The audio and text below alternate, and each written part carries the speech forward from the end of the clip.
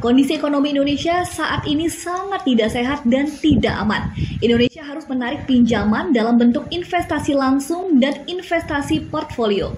Tujuannya untuk membiayai operasional transaksi berjalan, termasuk bunga dan dividen, serta juga untuk membayar pokok utang berskema Ponzi Scam.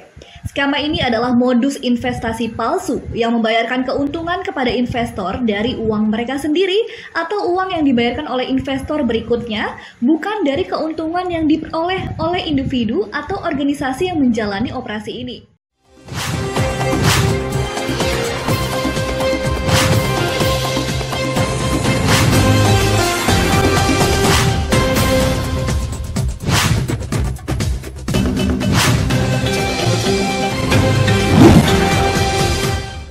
Assalamualaikum warahmatullahi wabarakatuh. Pemirsa, berjumpa lagi dengan saya Amel Sani dalam Jurnal KBA. Managing Director Political Economy and Policy Studies, Antoni Budiawan menilai kondisi ekonomi Indonesia saat ini sangat tidak sehat dan tidak aman. Indonesia harus menarik pinjaman dalam bentuk investasi langsung dan investasi portfolio. Tujuannya untuk membiayai operasional transaksi berjalan termasuk bunga dan dividen, serta juga untuk membayar pokok utang yang berskema Ponzi Scam. Skema ini adalah modus investasi palsu yang membayarkan keuntungan kepada investor dari uang mereka sendiri atau uang yang dibayarkan oleh investor berikutnya, bukan dari keuntungan yang diperoleh oleh individu atau organisasi yang menjalankan operasi ini. Rasio utang luar negeri Indonesia saat ini sudah dalam posisi cukup bahaya. Ada beberapa alasan untuk itu. Pertama, rasio utang luar negeri Indonesia terhadap PDB pada 2019 sudah mencapai 35,5%, jadi sudah lampu kuning. Dengan perincian total utang luar negeri pada akhir 2019 mencapai 404,5 miliar dolar AS atau 5.622,0 triliun rupiah atau kurs 13.900 rupiah dan PDB 15.833,9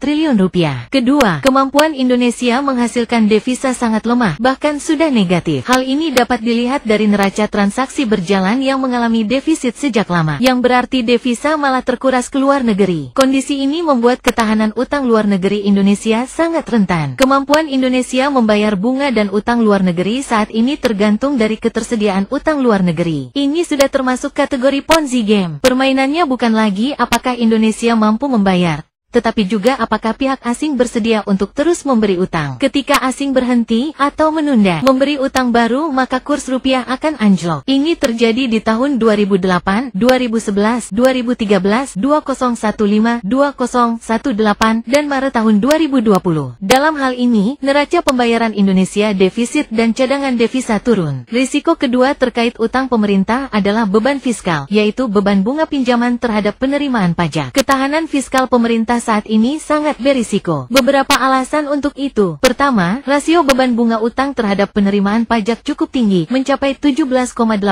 pada akhir 2019. Jauh lebih tinggi dari batas aman rujukan IMF yang sebesar 10%. Pandemi COVID-19 membuat rasio ini meningkat tajam ke tingkat yang sangat membahayakan. Rasio beban bunga utang terhadap penerimaan pajak pada akhir Mei tahun 2020 mencapai 27,7% karena penerimaan pajak rendah. Di lain pihak, defisit anggaran dan juga utang akan meningkat tajam, sehingga beban bunga akan meningkat. Rasio beban bunga pada akhir tahun 2020 kemungkinan bisa melebihi 30%. Rasio seperti ini jelas sangat rentan krisis fiskal. Kedua, keseimbangan primer mengalami defisit sejak 2012 secara terus-menerus. Hal ini menunjukkan kondisi fiskal kita sangat buruk dan rentan krisis, karena beban bunga utang tidak bisa dibayar dari penerimaan negara. Dengan kata lain, beban bunga utang harus dibayar dari utang lagi. Ketiga, rasio penerimaan pajak terhadap PDB terus melemah. Pertumbuhan penerimaan pajak periode 2004 hingga 2011 mencapai rata-rata 17,6% per tahunnya, yang sangat mengkhawatirkan. Pertumbuhan pajak pada 2016 hanya 3,6%. Padahal tahun tersebut ada program tax amnesty.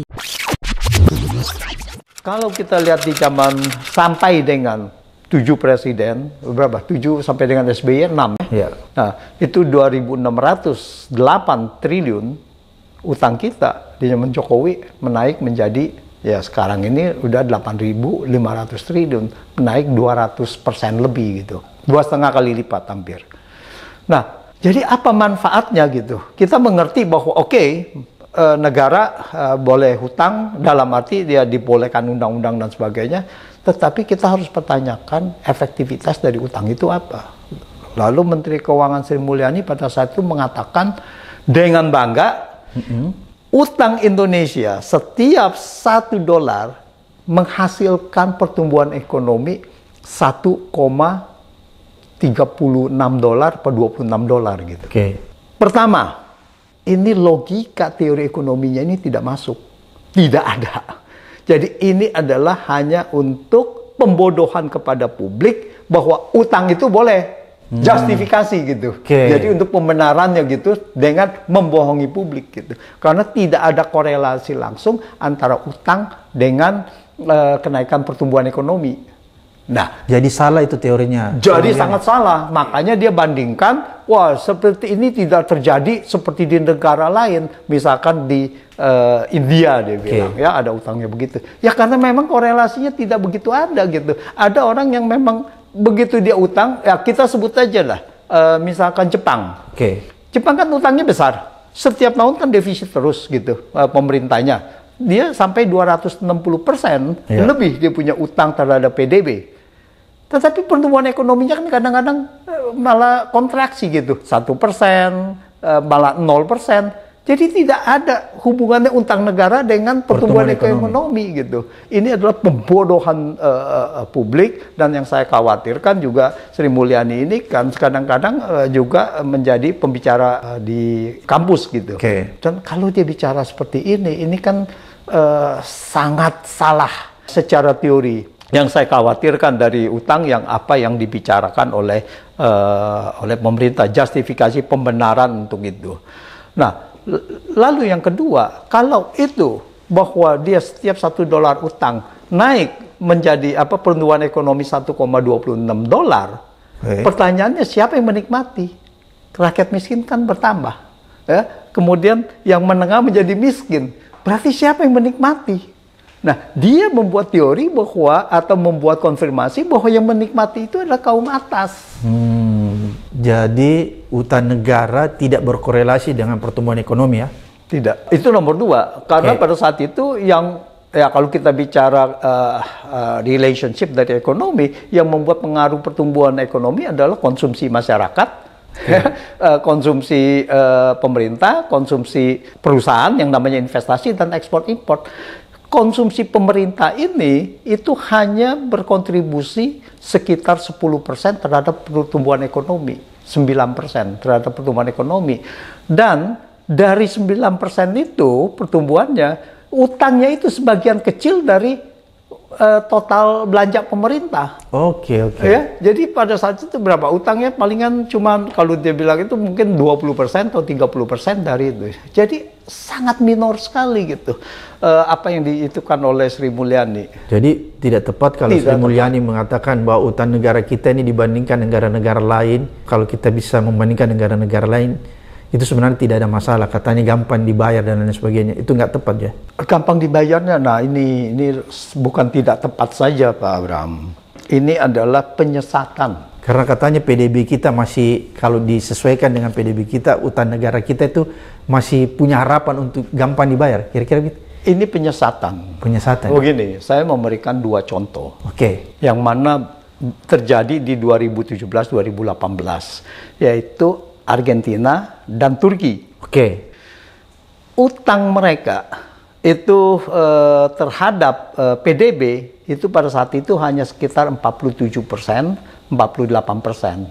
Bahkan Turki lebih rendah gitu. Tetapi dia pada saat itu 2017-2018 ekonominya kolaps. Ekonominya kolaps karena utang luar negerinya terlalu besar. Jadi yang dimaksud dengan utang itu tergantung, yang bisa bikin kolaps ekonomi adalah bukan total utang, tetapi dilihat dari utang luar negeri. Karena apa? Kalau utang dalam negeri kita bisa bayar berapapun itu, karena seperti misalnya Jepang. Karena apa? Karena ada 2 hal. Pemerintah tidak bisa kolaps untuk utang dalam negeri. Berapapun itu, mau 1000% dari PDB tidak bisa kolaps. Kalau utang dalam negeri? Utang dalam negeri. Karena apa? Karena pemerintah bisa mencetak uang. Bahwa dampaknya bagaimana itu nomor 2. Tapi dia bisa mencetak uang. Dia bisa mencetak untuk uang melunasi. untuk melunasi, dan dia juga bisa menaikkan pajak. Oke. Ya, dan sudah dilakukan satu PPN 10 menjadi 11% dan akan datang menjadi 12%. Jadi utang dalam rupiah dalam negeri itu tidak bisa kolaps. Yang bikin kolaps adalah utang luar negeri karena kita tidak bisa mencetak dolar. Karena utang luar negeri dia begitu ada investor kabur, dia bawa lari dolar. Meskipun dia investasinya sunnya rupiah, tetapi begitu dia mau bawa kabur ke luar negeri, dia kan harus tukar ke dolar. Makanya kita perhatikan, begitu cadangan devisa kita turun, maka artinya apa? Artinya ada uang ke luar negeri, dan di situ rupiah pasti jebol.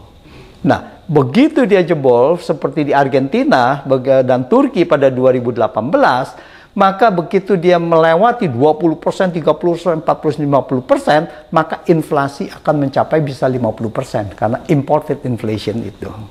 BBM, dia import, dan sebagainya gitu. Sama juga kejadiannya kita di 1997-98 yang menyebabkan kita itu kolaps di 97 apa? Karena utang luar negeri itu dimainkan oleh, ya kita tahu kan satu yang dikenal adalah George Soros. Ya, dia mengambil memainkan valuta sampai sedemikian rupa kita dari 2.200, 2.400 sampai 3.500 dan sampai 6.000 pada hari itu. Nah, sudah begitu ya inflasi kita sampai sekian puluh persen. Oke, berarti menurut Pak Antoni, kalau kita bicara utang dalam negeri memang nggak ada masalah, gampang dibayar. Tapi utang luar negeri ini menjadi persoalan yang kemungkinan besar akan kesulitan kita membayarnya. Kira-kira begitu, Pak Antoni? Dan utang luar negeri kita sudah sangat besar sekali.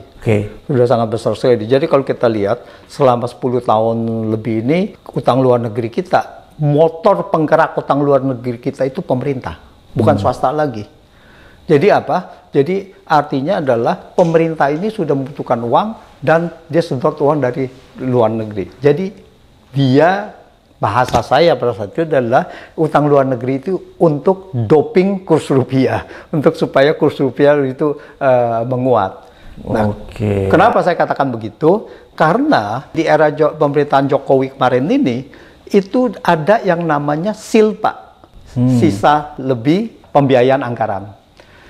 SILPA ini sampai pada waktu itu akumulasi itu sampai 500 triliun. Ini tidak digunakan, kan kita harus bayar terus. Pertanyaannya untuk apa gitu? Nah, biasanya itu adalah SILPA, memang kita tidak bisa nol karena di dalam APBN kita kadang-kadang kita ada kelebihan tarik utang.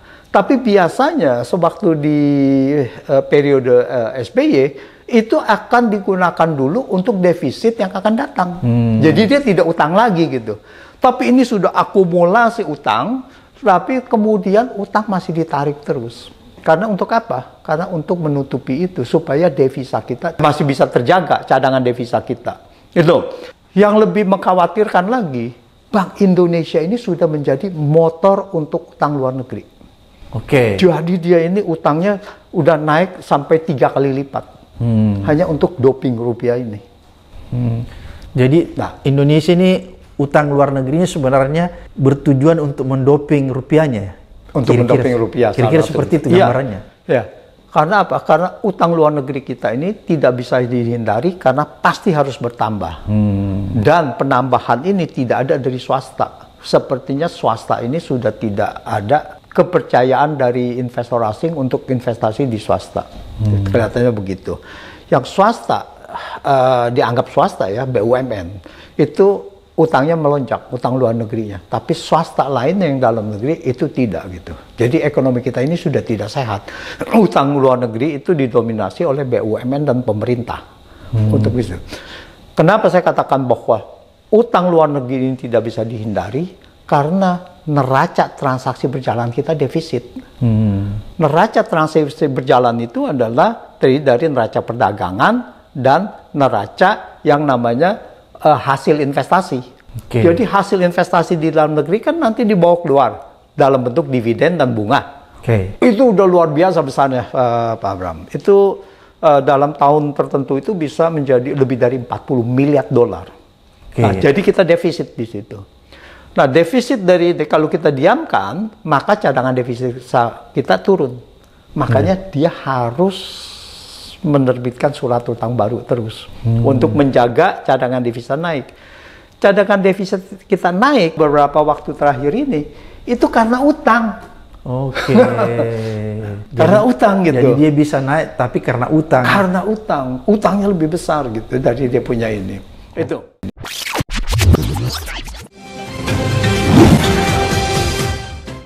Tonton terus Jurnal KBA. Jangan lewatkan hanya di KBA News.